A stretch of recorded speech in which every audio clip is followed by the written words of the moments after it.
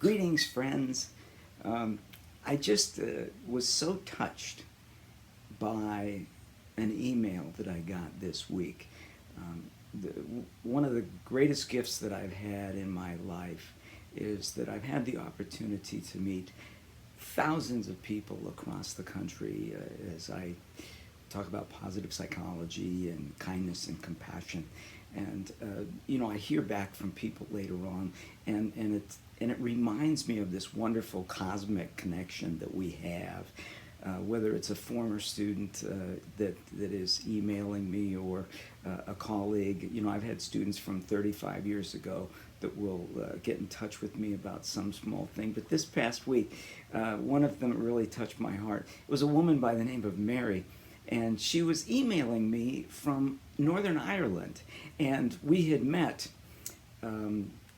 several years ago at a conference in the U.S., and she had talked about how she still has my book and that she looks at it quite often to think about ways that she can de-escalate or calm herself or count her blessings. And I was so touched by that in some strange cosmic way, there's ways that we can inspire each other at different times. But she said, now that we're living in this nightmare, she's so greatly reminded of what it is that we need to focus on and to think about during these difficult times. And she had sent me this poem from John O'Donohue, who is an Irish poet. And immediately when I began to look at some of his poems and his writings, he was a speaker and an author and a poet, that I was immediately a fan. And he wrote a poem, and it was in a book called To Bless the Space Between Us. And I just think the title of that book by itself is such a beautiful thing, to bless the space between us. And this poem that she had sent to me, she says, this is from John O'Donohue.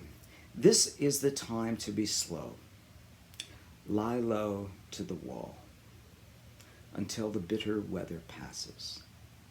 Try as best you can not to let the wire brush of doubt scrape from your heart all sense of yourself and your hesitant light.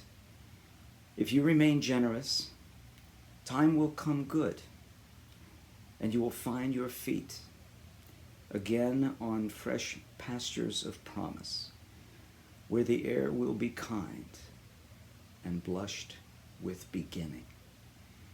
And I just love that poem because it speaks to this space between us. And if we remain generous, the good times will come.